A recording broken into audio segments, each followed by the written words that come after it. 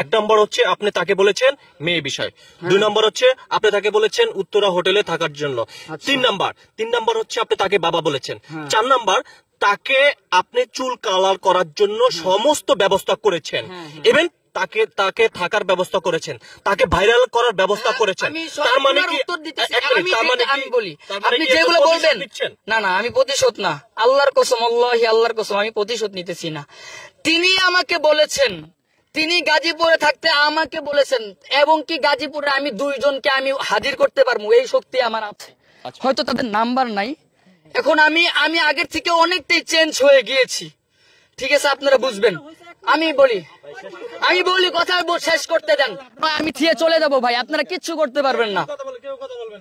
আপনারা কেন বুঝেন না? আমি অসুস্থ মানুষের পর্যন্ত আমি বলি সাইম ভাই, আমি বলি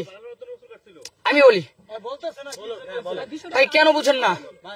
সাইম ভাই সাংবাদিক যাকে বলি, সে শুধু আমাকে একটু মজা করে বলছিল তোমার আমি এই ভিডিও ভাইরাল করে দিমু।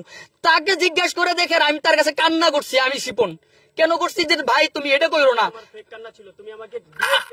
আপনি খালি ভিডিওটা ছাড়েন, কমপক্ষে 50 থেকে 1 লাখ টাকা হলে আমি ভিডিও স্ট্রাইক মারব। আচ্ছা আমি বলি, তারপরে কিন্তু আমি একটা ভয়েস দিয়েছিলাম তাকে যে আমি পারবো না দেখে আমার সাথে এরকম করতেছেন, কারণ আমি তো স্ট্রাইক দিতে পারবো না, এটা কিন্তু বুঝবেন। তারপরে এটা দিয়েছে, আমার কাছে প্রমাণ আছে, ঠিক আছে, এটা প্লিজ বাদন ভাইয়া যে বললেন তার কাছেও আছে। তারপর হচ্ছে সাইম ভাই, বুঝবেন, সাইম ভাইও আমাকে এটা দেখাইছে, তিনার কাছেও আমি কান্না করে বলছি যে ভাই আপনার হাত দুটা ধরি এই ভিডিও ভাইরাল করেন না, কারণ আমার মান সম্মান যাক, আমার কোনো আফসোস নাই, কিন্তু আমার মাথায় টুপি আছে, পাঞ্জাবি আছে, আমার নবীর সুন্নত। আমি বলি মাথায় টুপি আছে, পাঞ্জাবি আছে, যদি এটা তুমি মানো, আমি বলি এটা যদি মানো, ওই লোকটারে কেন তুমি বিপদে? আচ্ছা ওটা বলতেছি,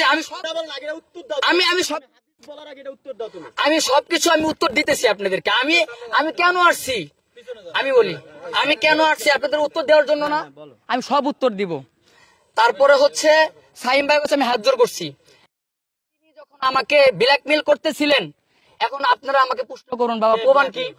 ওমর ফারুক কি করতে সেটা বলো। সে আমাকে হচ্ছে ওই অশ্লীল ভিডিও তার কাছে যেটা ছিল, আমাকে প্রতিনিয়ত বলতো এটা আমি ছাইড়া দিব তুই যদি আমাকে ভাইরাল না করস, এবং ওটা আমি এর আগে বলেছি ভাই, বারে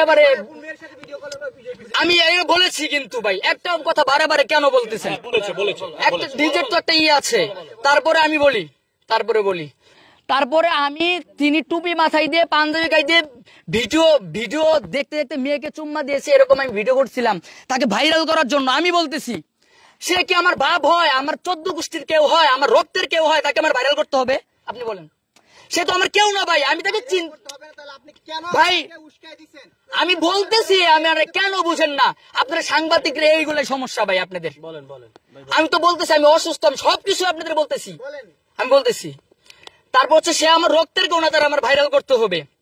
সে যখন আমাকে ব্ল্যাকমেল করতো তখন আমি কোথায় যাব ভাই?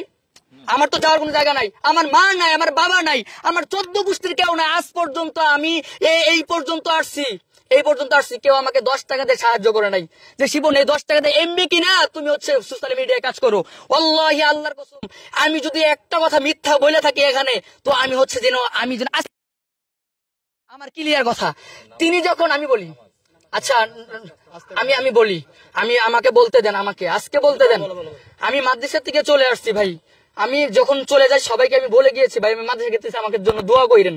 আমি কেন বলেছি, এবং এই যে আপনি আছেন ভাই, আমি যখন হচ্ছে মিরপুর 1-এ তাকে নিয়ে গিয়েছিলাম, আপনারা সবাই ধরছিলেন না ভাই একটা ইন্টারভিউ দাও, দিছিলাম। আমি ধরছি তোমাকে ইন্টারভিউ দেওয়ার কথা, মানে ওই মানুষটা যে ওই যে আমি তো মানে আমি তোমাকে ধরছি না, দিব তো 6 দিন তুমি যাবত আমাকে বিরক্ত করতে আমার কাছে সব আছে। আচ্ছা আমি বলি, আমি আমাকে কি বলছো? আমি বলি তুমি যে কত বড় ফটকা, আমি বলি এই টাকা আমার আগে সব শোনো, তুমি যে কত বড় ফটকা মিডিয়ার মানুষ, আমি যে প্রুফ করে দিব আমার কাছে আছে। আচ্ছা আমি বলি শেষ করতে দাও, আমার কথাটাকে শেষ করি তারপর কথা। ও আমাকে মেসেঞ্জারে নক দিয়ে আমাকে সালাম দিয়ে এত সুন্দর করে কথা বলছে যে ভাই আমি তো বিশ্বাস করছি ও যে তো ভালো হয়ে গেছে, ভালো মানুষ। বলতেছে ভাই এরকম একটা মাওলানা চুল কুল লাল কইরা পোশাক চেঞ্জ করে জামা কাপড় পরে লাইছে, সে তো একবারে খুব খারাপ করে ফেলাইছে। আর সে হলো মনে করেন কি যে দেশে গজব দিয়ে দিছে ভাই, মানে একবার দেশে কেমন শুরু হয়ে যাবো গা এমন অবস্থা। তাকে একটু প্রতিবাদ করেন, আপনি তো ভাই প্রতিবাদের ভিডিও বানান, এই ভয়েস সব আমার কাছে আছে। আচ্ছা আমি বললাম আমরা কি নাটক পাইছো? আমরা এটা মুসলমান, আমি বলতে দেন। আচ্ছা কার আমাকে এসব কাজগুলো করো কিছু? আমি বলি আমাকে বলতে দিতে হবে।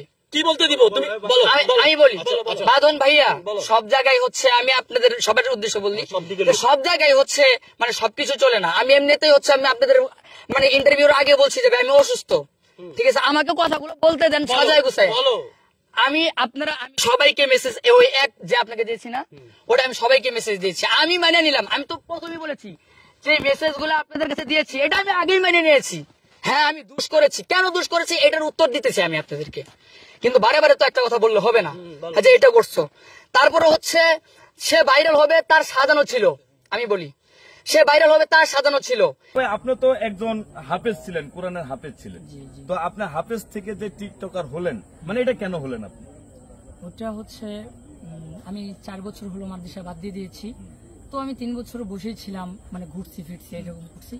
তো আমার হঠাৎ করে ভাইরাল হওয়ার জন্য ইচ্ছে হয়েছিল, আর আমি জানতামও না যে হাফেজ থেকে টিকটকার হয়ে গেলে যে আমি ভাইরাল হয়ে যাব, এটা আমি আমার কল্পনা তো ছিল না। তো আমি মনের ইচ্ছে হয়েছিল যে আমি চুল কালার করব, তখন ইনকাম করতাম আমি। তো তারপরে হচ্ছে চুল কালার করেছি। তো আমার একটা ভাইয়া ছিল, তিনি হচ্ছেন সোহেল ভাইয়া, তো তিনি ইন্টারভিউ নেওয়ার পরে ওটা ভাইরাল হয়ে গেছে। তারপরে থেকে আর কি মিডিয়া যোগ, তার আগে আমি বুঝতাম না। তো আপনি এই যে মিডিয়া জগতে এই যে টিকটকার হয়ে ভাইরাল হলেন, এতে আপনি কি পেলেন ওইখানে? ওইখান থেকে হচ্ছে মানুষের লাঞ্ছিত অপমানিত অনেক কিছুই পেয়েছিলাম। যখন হচ্ছে আমি ভালো হয়ে গেছি, আলহামদুলিল্লাহ সবাই আমাকে ভালো কিছু বলেছে, তারপর আমি সিদ্ধান্ত নিয়েছি আমি মাদ্রাসা পড়বো, মাদ্রাসা পড়তেছি। এই মাদ্রাসা পড়তেছেন, কিন্তু আপনার পাশে যিনি আছেন উনি একজন আলেম, তো উনি আপনার কিছু কল রেকর্ড আমরা শুনেছি, আমরা পুরো দেশবাসী শুনেছে, সেখানে আপনি ওনাকে টিকটকার হওয়ার জন্য বা আপনার পথে আসার জন্য আপনি ওনাকে উৎসাহিত করেছেন, এটা কেন করেছেন? এক হাতে কখনো তালি বাজে না, হ্যাঁ। তো হচ্ছে যদি তার ইচ্ছা না থাকতো, যদি আমার ভাইরাল হওয়ার, বাকি হচ্ছে আমি যদি না দিয়ে রাস্তা দেখাই দিতাম, তাহলে সেও ভাইরাল হতে পারতো না, আমার কোনো আফসোস ছিল না। আরেকটা ব্যাপার, ওটা তো আমি আগে বলে দিয়েছি, তো এটার জন্য আমি সরি, হচ্ছে সবাই আমাকে ক্ষমা দৃষ্টিতে দেখবেন। এটা আমার উচিত হয় নাই, কিন্তু আমি পরিস্থিতির শিকার হয়ে এটা করেছি। যাই হোক, এটার জন্য সবার কাছে আমি প্রথম হচ্ছে আল্লাহ তাআলার কাছে ক্ষমা চাই, যেহেতু আমি মাদ্রাসা পড়তেছি, আমি মাদ্রাসা থেকে আসলাম, কালকে আসছি, এটার জন্য আল্লাহ তাআলার কাছে ক্ষমা চাই প্রথম, তারপর সবার কাছে ক্ষমা চাই। আপনি ক্ষমা চাইবেন, সবকিছু ঠিক আছে, কিন্তু আপনি যখন টিকটকার ছিলেন, তারপরে যখন ফেরত আসলেন, মানে এর ভিতরে আপনার সাথে একটা বিশেষ ব্যক্তির সম্পর্ক হয়, তার নাম হলো, যখন টিকটক করতাম তো তখন সম্পর্ক ছিল তার। আমি যখন ভালো হয়ে গিয়েছি, কয়েকজনকে বলেছিলাম যে আমি তার সাথে কথা বলি, মানে মনের বলেছিলাম যে এত বড় একটা সেলিব্রিটির সাথে কথা বলি। তো তিনি আমাকে বলতেছেন তুমি তাকে চিনো? বলছি যে না। কয় যে তিনি হচ্ছেন আমাদের নবীজিকে এইভাবে গালি দেয়, এটা করে, তার সাথে কথা বলা তোমার ঠিক হবে না। তো আমি তখন মনে করি যে হ্যাঁ তাহলে তো ঠিকই, কারণ আমাদের নবীজিকে গালি দিয়েছেন সে। তো তখন আমি যখন টিকটক করতাম তখন আমি তার সাথে কথা বলেছি, যখন ভালো হয়ে গেছি তার সাথে আমি কথা বলা প্রয়োজন মনে করি নাই, আর সেও আমাকে নক দেয় না, আমিও তাকে নক দিই। মানে আপনি যখন টিকটকার ছিলেন তখন আপনি বাংলাদেশের সকল সেলিব্রিটিকে নক দিয়েছেন, এমন কোন ইউটিউবার নাই, এমন কোন কন্টেন্ট ক্রিয়েটর নাই, এমন কোন সেলিব্রিটি নাই যে আপনি নক দিয়েছেন, সবাইকে আপনি নক দিয়েছেন। তো আপনি যদি নক দিলেন, আপনি আবার ফেরত আসলেন, এই যে রিসেন্টলি আপনি যাকে উৎসাহিত করছেন, আপনার যে ফোন আলাপে যেটা উঠলো, তো সেই বিষয়টা আপনি আসলে এটা কিভাবে দেখবেন? আচ্ছা, ফোন আলাপ যেটা, সেটা হচ্ছে যে আমি আপনাকে বলবো যে ভাইরাল কিন্তু সে করেছে, আমি করছি না। ফোন আলাপ যেটাকে, ফোন আলাপ কিন্তু সে ভাইরাল করেছে, আমি করিনি।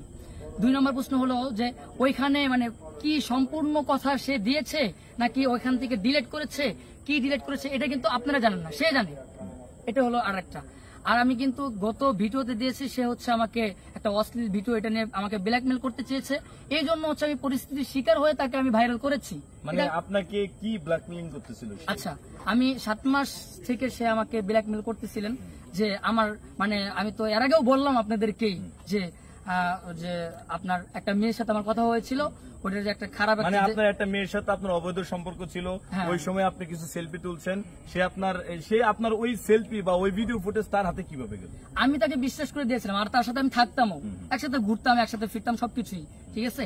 তো ওইখান থেকে ফ্রেন্ড হয়ে যায়, তো দেওয়ার পরে সে হচ্ছে আমাকে বলে যে তুই যদি হচ্ছে ভাইরাল আমাকে না করে দিস, তো এটা তোর ভাইরাল করে দেবো। তো আমি ওই দিকে হচ্ছে টুপি আর পাঞ্জাবির দিকে তাকাইয়া, তো হচ্ছে আমি মনে করেছিলাম নফসের একটা পড়েছিলাম যে সে যদি আমাকে মানে এরকম যদি করে দেয় তো আমি কার সাথে মুখ দেখাবো, ঠিক আছে, তো এই হিসাবে আমি তাকে ভাইরাল করছি। এই জন্য মানে আপনি তাকে এমন ভাবে ভাইরাল করছেন যে একজন আলেম হিসেবে এমন রাস্তা দেখাই দিয়েছেন যাতে সে সমাজে প্রতিষ্ঠিত না হয়। মানে আপনি যেই খাদে পাড়া দেওয়ার পরে আপনি বুঝছেন এই খাদে ময়লা ছাড়া কিছু নাই, আপনি নিজে তার প্রতিশোধ নেওয়ার জন্য তাকে টেনে ওই খাদে নামালেন। আচ্ছা, আর একটা কথা হচ্ছে যে আমি এটা বলি, তিনি কিন্তু আলেম বললেন আপনি, তিনি আলেম, তাহলে আমি একটা সাধারণ মানুষ, তার থেকে একদম অনেক ছোট, তার থেকে বুঝিও কম। তিনি যদি হচ্ছে আলেম হয়ে থাকে তাহলে তার থেকে আমি কিন্তু কম বুঝি। তো আমার কথাই তিনি হচ্ছে এত কিছু করে ফেলবে, আমি না জানি কি হয়ে গেছি। মানে আপনি তাহলে সবকিছু মিলে আমরা বুঝতে পারছি, দর্শক আপনারাও বুঝতে পারছেন যে উনি যে চুল লাল করছে একজন আলেম হয়ে, তার সকল কিছুর পিছনে এই যে আমার পাশে যে আছে সে কিন্তু ছিল নাকি? হ্যাঁ, আমি তাকে সাহায্য করেছি, করি না এমন না, আমি মিথ্যা কথা কেন বলবো, তাকে সাহায্য করেছি, যথেষ্ট পরিমাণ সাহায্য আমি তাকে করেছি। এটার জন্য এই যে দেশবাসী আপনার দিকে তাকায় আছে, এই দেশবাসীকে আপনি কি?